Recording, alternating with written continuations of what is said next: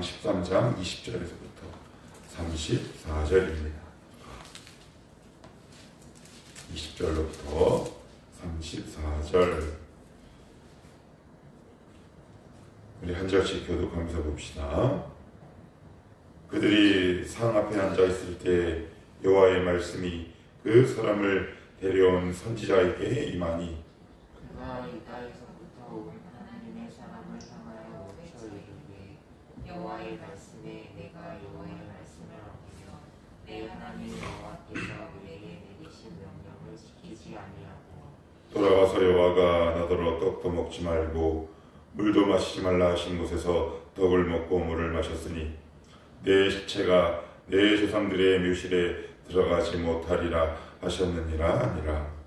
그리고 자기가 데려온 선지자가 떡을 먹고 물을 마신 후에 그를 위하여 나귀의 안장을 지으니라. 이에 그 사람이 가더니 사자가 길에서 그를 만나 물어 죽이매 그의 시체가 길에 버림받으니 나귀는 그 곁에 서 있고 사자도 그 시체 곁에 서 있더라. 지나가는 사람들이 길에 버린 시체와 그 시체 곁에 선 사자를 보고 그 늙은 선지자가 사는 성읍에 가서 말한지라. 그 사람을 길에서 데리고 돌아간 선지자가 듣고 말하되 이는 여호와의 말씀을 어긴 하나님의 사람이로다. 여호와께서 그에게 하신 말씀과 같이 여호와께서 그를 사자에게 넘기심에 사자가 그를 찢어 죽였도다 하고 이에 그의 아들들에게 말하여 이르되 나를 위하여 나귀의 안장을 지으라. 그들이 안장을 지으니 그가 가서 본즉 그의 시체가 길에 버림받았고 나귀와 사자는 그 시체 곁에 서 있는데 사자가 시체를 먹지도 아니하였고 나귀를 찢지도 아니하였더라.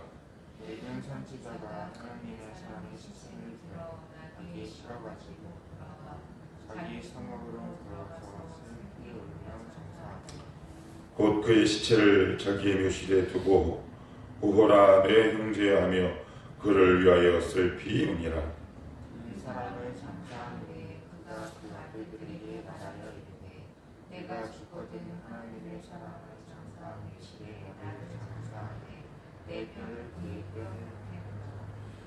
그가 여호와의 말씀으로 베델에 있는 제단을 향하고 또 사마리아 성읍들에 있는 모든 산당을 향하여 외쳐 말한 것이 반드시 이룰 것임이니라.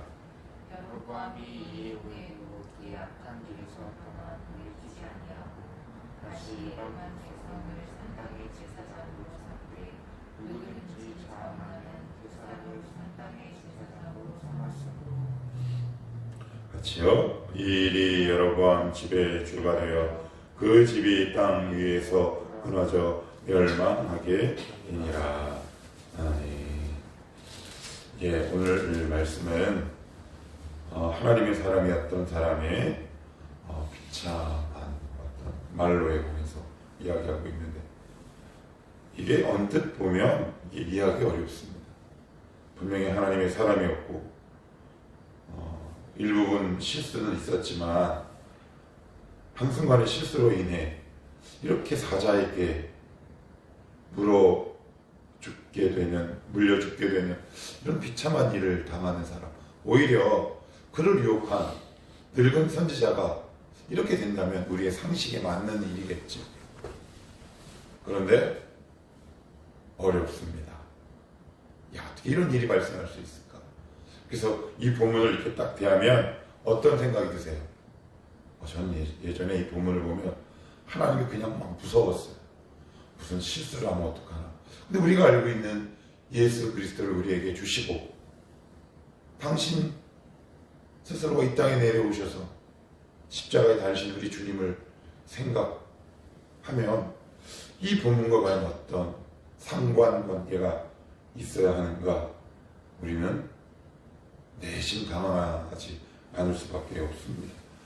아무튼 어렵긴 하지만 하여튼 주신 하나님의 지혜 안에서 함께 한번 말씀을 살펴봅시다. 먼저 여기 말씀을 보시면 이 하나님의 사람이 처음에 한 일이 뭐냐면 여로보암 즉 베델 제단을 규탄했죠. 앞부분에 보시면 우리 13장 소제목에 나와 있는 것처럼 베델 제단 규탄 이렇게 되어 있는데, 여기 보시면 5절에 하나님의 사람이 여호와의 말씀으로 보인 징조대로 제단이 갈라지며 제가 제단에서 쏟아진지라. 이 하나님의 사람은 하나님의 말씀을 선포하고 그 선포된 대로 하나님의 말씀이 이루어진 것을 보게 되는 거죠. 그런데 한 가지 부족한 게 있어요. 그건 뭐냐면, 참 두려운 말씀인데, 하나님의 말씀은 선포에서 끝나지만 끝나지 않는다라는 사실입니다. 하나님의 말씀은 선포에서 시작하지만 그 말씀을 선포한 사람의 순종으로 이어져야 한다라는 뜻입니다. 이 시대에 우리가 하나님의 사람이다 라고 외치는 사람들에 대한 일종의 경고 메시지다 라고 볼 수 있을 것 같습니다.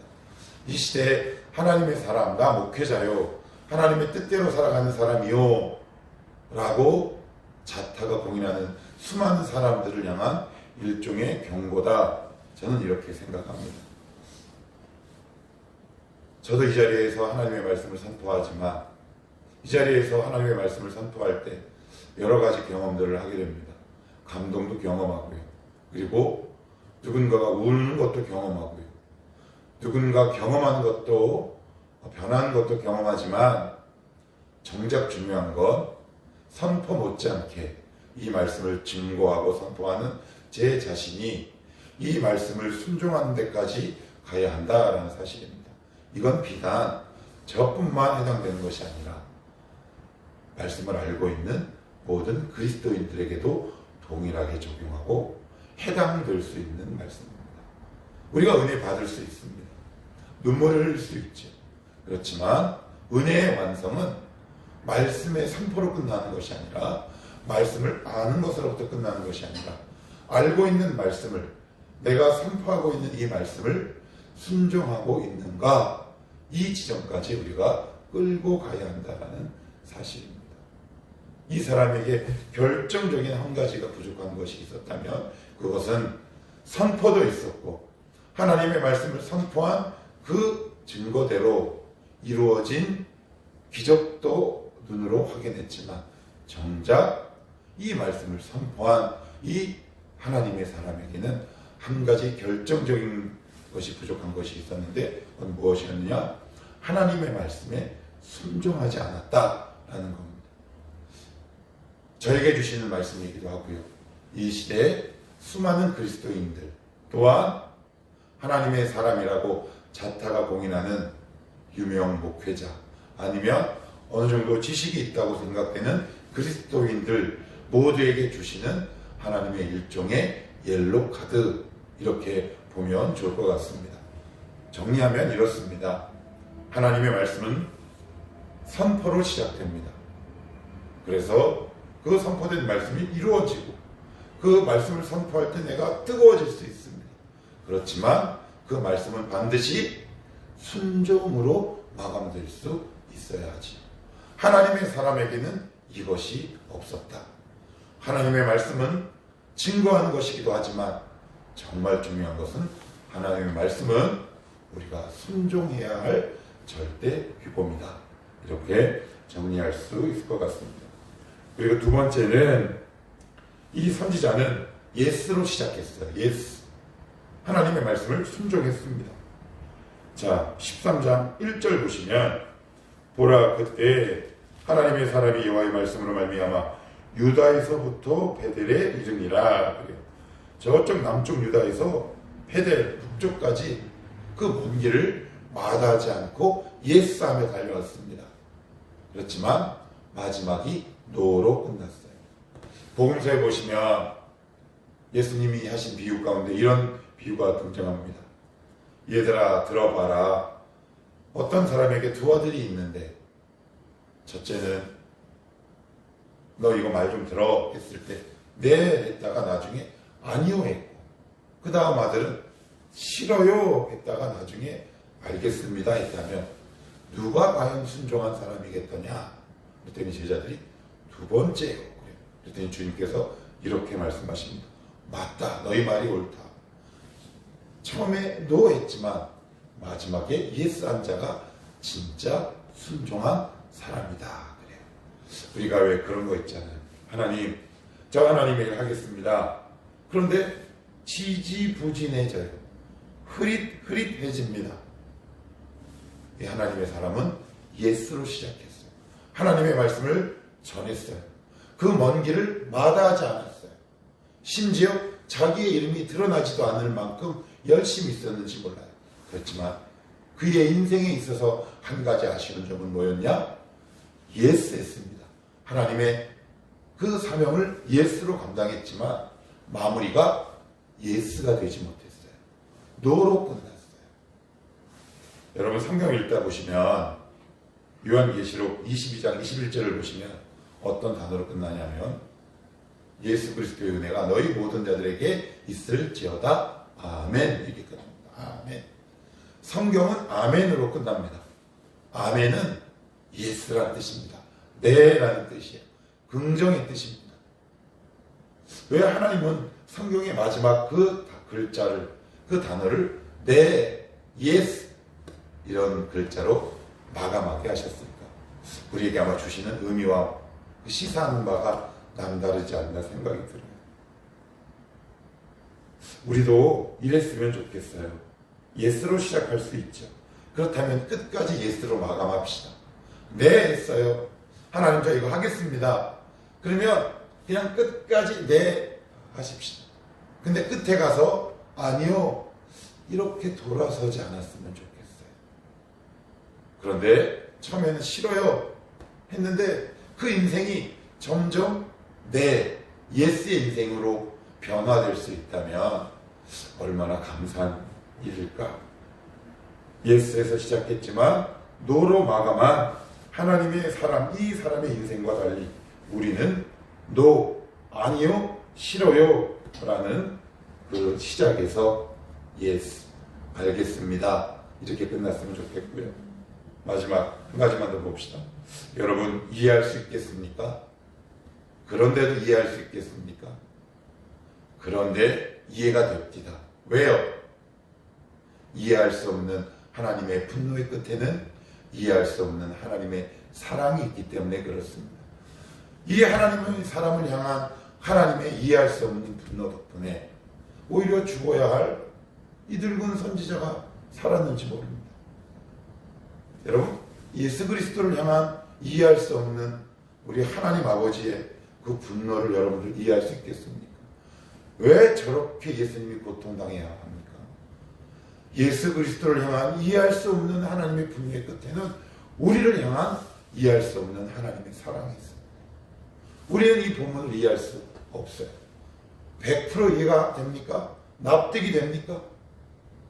그렇지만 저는 조금 납득이 됩니다. 왜?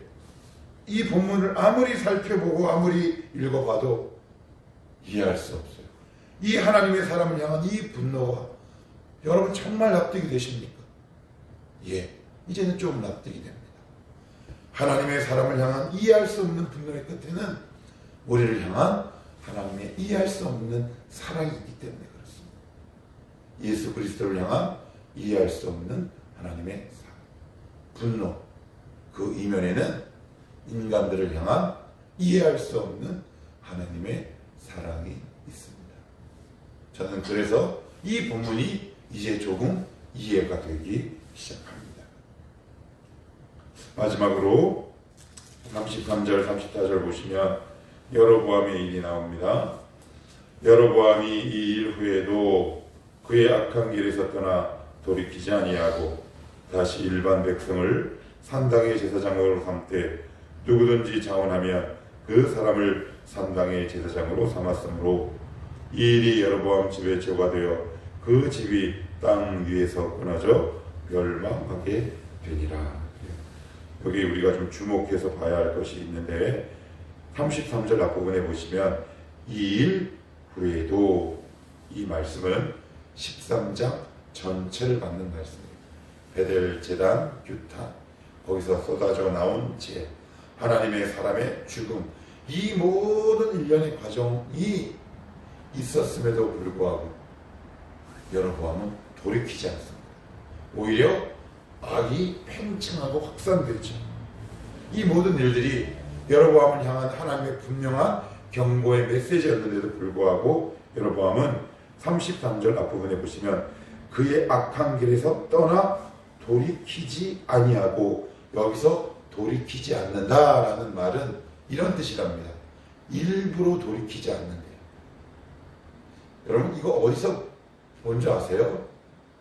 바로에게 보여요. 바로가 모세가 가서 자꾸 얘기하는데 여러분 10번이나 거절하죠?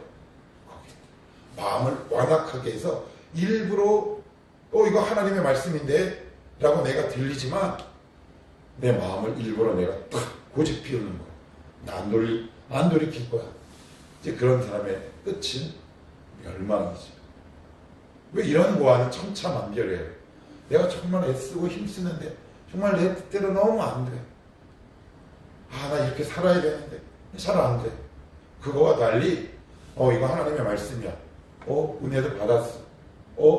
그런데 자기가 좋아하는 쾌락을 따라 일부러 그 쾌락과 정욕의 길을 가기로 결단하는 거죠. 자기 마음대로 살기로 결단하는 거예요. 그러면 심각한 겁니다. 굉장히 위험한 거예요. 바로 그것을 의미하는 겁니다. 그래서 뭐라고 얘기하느냐? 그의 악한 길에서 떠나 돌이키지 아니하고 어떤 행동을 하냐? 다시 일반 백성을 산당의 제사장으로 삼되, 제사장으로 아무나 삼을 수 없어요. 레위인으로만 삼을 수 있는 거죠. 그런데 이 모든 이 일이 시작된 게 왜 이렇게 됐을까요? 이거는 첫 단추를 잘못 끼웠기 때문에 그래요. 베델에다가 산당을 세우면 안 돼요. 하나님이 인정하시지 않는 거예요. 비록 남북으로 나뉘어졌지만 북이스라엘 이 모든 사람들, 여로보암을 포함한 이 사람들은 예루살렘 성전에 가서 제사를 드렸어요. 첫 단추가 잘못 빼어지니 그것을 무마하기 위해 거짓말, 궤변, 그리고 불법, 편법, 탈법을 행할 수밖에 없는 거죠. 그래서 첫 단추가 중요해요. 그래서 첫 단추를 잘못 꿰면 어떻게 돼요? 다시 풀고 다시 딱 맞춰야죠. 그런데 여로보암은 그러지 않았어요. 얼기설기 순서가 바뀌고 질서가 깨져도 그 길로 그냥 갔다고요. 그래서 우리가 어떤 문제가 이렇게 나에게 다가왔을 때 어떻게 하면 되냐면 첫 단추부터 다시 맞추세요. 안 그러면 얼기설기 여로보암의 길처럼 갈 수밖에 없어요. 하나님, 그것이 지혜로운 인생이요 슬기로운 삶이다. 하나님은 오늘도 이 본문을 통해 우리에게 말씀하고 있습니다. 그래서 34절 같이 되지 않았으면 좋겠어요. 이 일이 여로보암 집의 죄가 되어 그 집이 땅 위에서 끊어져 멸망하게 되니라. 첫 단추를 잘못 시작한 여로보암 끝까지 고집 피웠습니다. 끝까지 자기의 완악한 마음을 꺾지 않았어요. 우리 이런 완악한 마음이 아니라 하나님이 말씀하실 때 정말 부들부들하고 순전한 마음을 갖고 있는 그러한 그리스도인이 되었으면 좋겠습니다.